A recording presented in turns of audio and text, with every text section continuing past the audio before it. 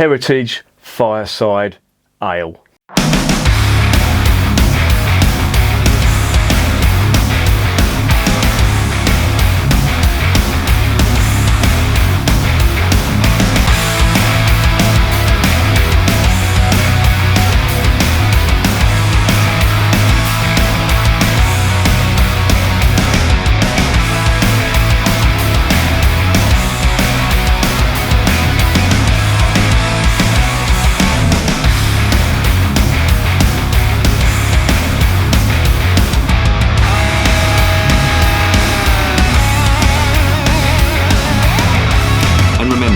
Life is too short to be drinking shitty beer.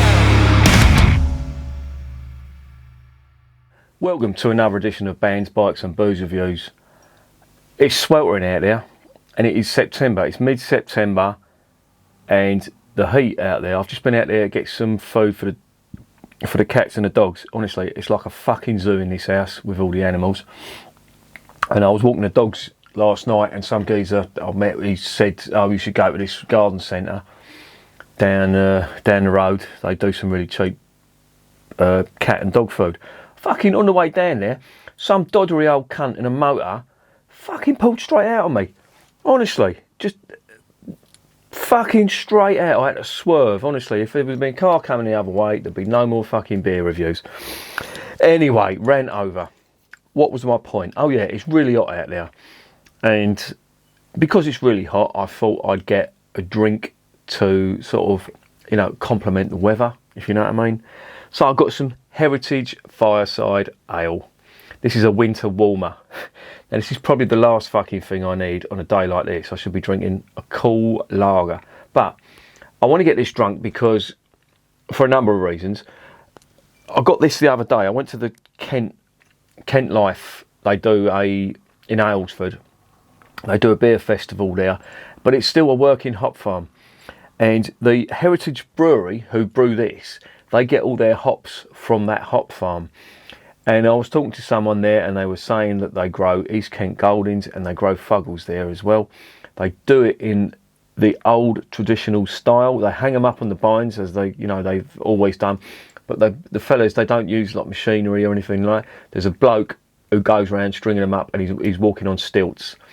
Now, I don't know about you, but if you was working on a farm, that the byproduct was beer and you had to get up on stilts and hang up some hops on a vine, I'll tell you something, I would be face planting more times than I would be upright.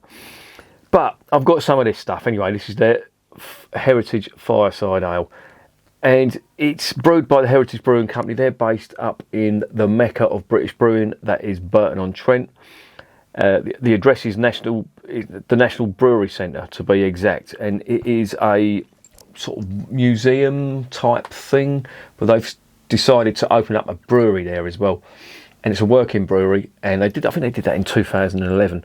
They brew beer there, and the beer that they brew, using the hops from the Kent Life farm down here, they sell it in the shops, and I got some of it when I was down there. Now it wasn't cheap. I think this year it's £3.95, so that's nearly £4 a bottle, but it's brewed in very small batches, so you can sort of half understand it. And to be honest, if this is a good beer, I've always said I do not mind paying money like this for good beer. You know, people will balk at that price, but they will not think anything of paying £4.50, £5 for a craft brewed IPA.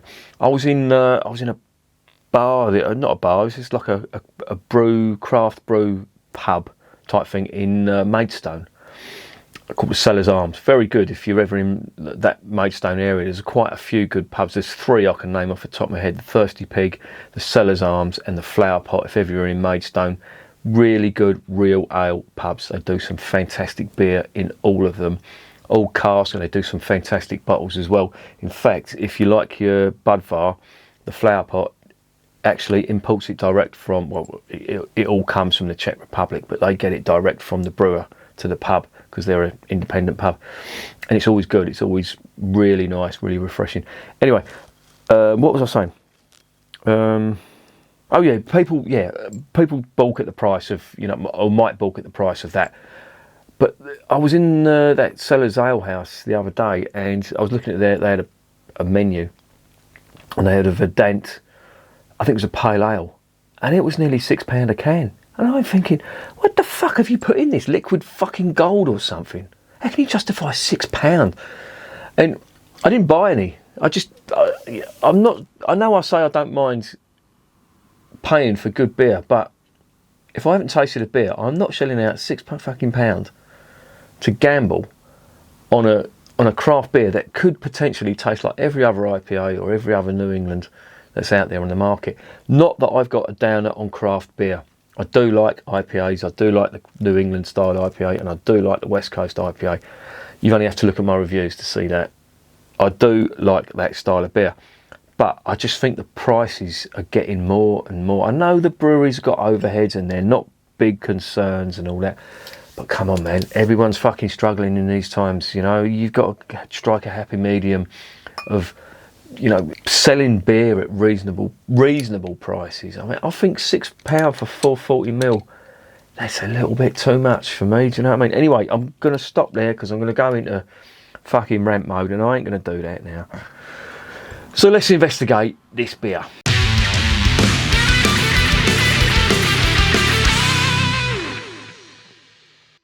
Right, Heritage Fireside Ale.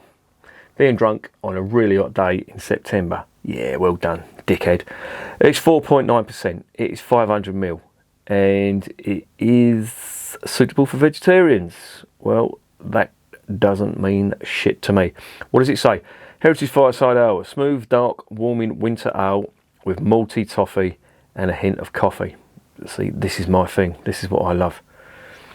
The bottle contains yeast, so sediment, yeah, so blah, blah, blah. It's basically saying it's bottle conditioned. I tried some of the Kent Life Best Bitter yesterday. The amount of yeast in the bottom of that, honestly, it was like a really good Weiss beer. You know when you see a really good Weiss beer and the yeast just falls to the bottom? I could see the sediment floating about, but when I got to the dregs, the amount of yeast sediment that was at the bottom, so that might put some people off. I think it's fantastic because you do get flavours and additional flavours from the yeast in these bottles. A lot of these British brewers say not to pour the yeast in. I always do it. If you look at this bottle is designed to sort of catch the yeast there when you're pouring, because it says pour very gently and all that, and normally the yeast will accumulate, it will fall down and it will settle around there. I like to get it in the glass just because anyway. There's the label if you want to have a look. Come on, autofocus, well done. I've mentioned the threat of landfill. It's amazing what it will do to a fucking camera that ain't working properly. There's the spill on the side, and there is it on the other side.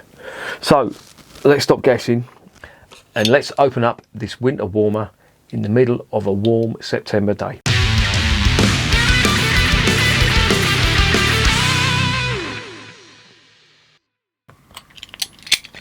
Right, there's nothing on the cap. It is just a plain silver cap. Nothing to see here. I've just pulled this out of the dishwasher so it shouldn't be dirty. Now these winter warmers sometimes are classified as old ale, barley wine. It all falls under that sort of umbrella, if you like. And it's a very old traditional style of British beer. In my opinion, it's probably the most flavoursome as well. Now, I've never had this beer before. I don't know what to expect. It talks a really good fight on the side of the bottle. And I've held the hops in my own hand that go into this beer.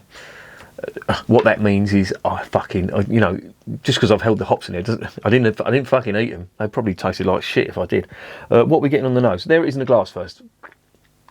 Nice, really dark ruby colour, one finger white head. Oh yeah, that is just toffee malt.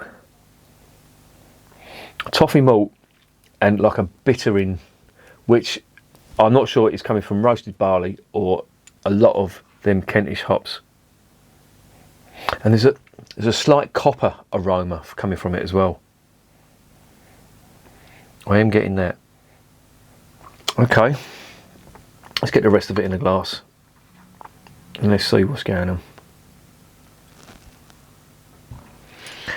Now there is a little bit of sediment in there. There's a little bit left. I'm not going to see the floaters on the side, but there it is. If you want to have a gander at the colour, it looks really good. I can't even see if there's any carbonation on that at all. So let's stop guessing. Let's stop gassing, and let's get it down the hatch.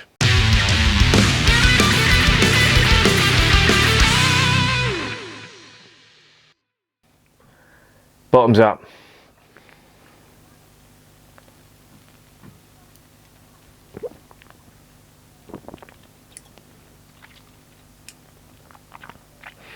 Whoa. That is really nice. That is really good.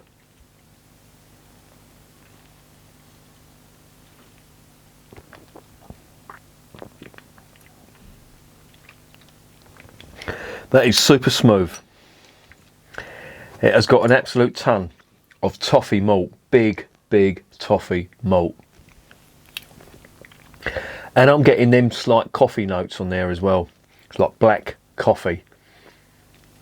But there's dried fruit on there as well. And I'm wondering, this is a little bit cold, so I'm wondering if I'm stifling some of them subtle flavours with this. But they're the three that really stand out at the moment.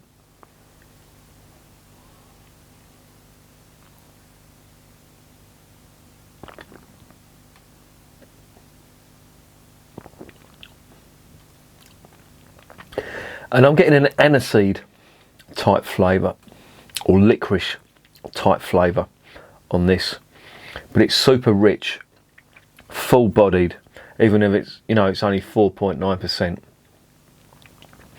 This tastes like it's a lot stronger.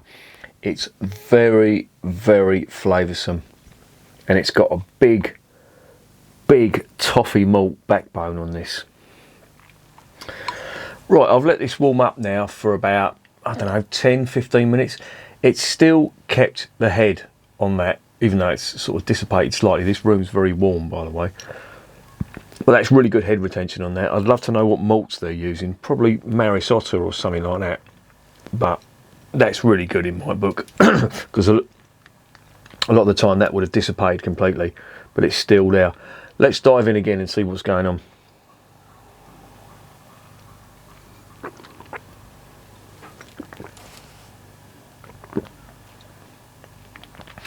Wow, that coffee flavour. I would call that really rich chocolate malt that's coming through there, and there is a touch of what I think is aniseed.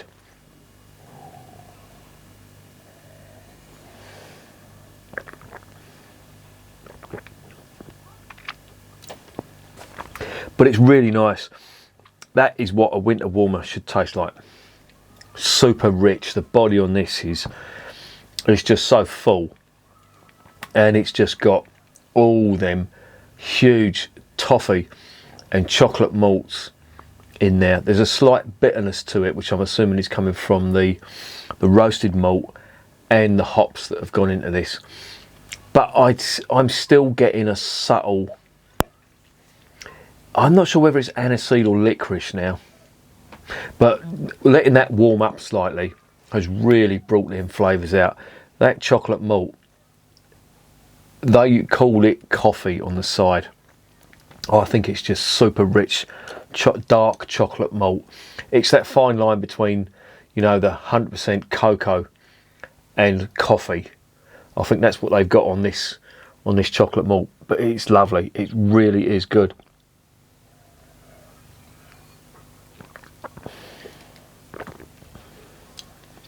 Yeah, really nice. I'm really liking that.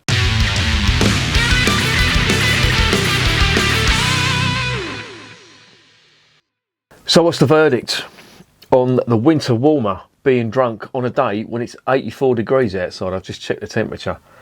To be honest, I could drink this any time of the year. It doesn't really bother me. Yeah, of course, if I've been doing a hard day's graft outside in the hot weather, I really wouldn't prefer this. I'd rather have a German Helles or something like that. But I'll tell you something, this has got an absolute ton of flavour, and it's what you'd expect from like an old ale. Even though it's only old ales normally have a high ABV, this has got 4.9% on it.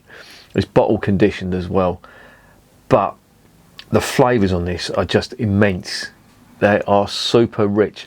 I've just reviewed the Corona lager from a can, which tasted of fuck all, and I mean fuck all. There was no flavour on it at all.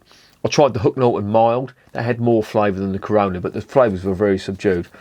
And I'm just thinking, talk about going from, one extreme to the other, because the flavours on this, I don't think I could drink too many of this, simply because it's just so rich. One or two of these would do me fine. It's just got, that big, massive British malt ale flavour, that you tend to find in winter in the pubs, in the country pubs around the United Kingdom. But this is really good. I really like that. I'm going to give that a 9 out of 10. If you can get hold of it, it's quite rare to get hold of. You're going to need to try and get it online, or if you're in the Kent area, Aylesford specifically, if you go to the Kent Life Farm, you can go to the shop, you can buy it in there. It is not cheap. It is nearly £4 a bottle, but that is good. I really like that. So yeah, that is going to get a 9 out of 10. I'm definitely going to recommend it. And remember, beer is working class champagne.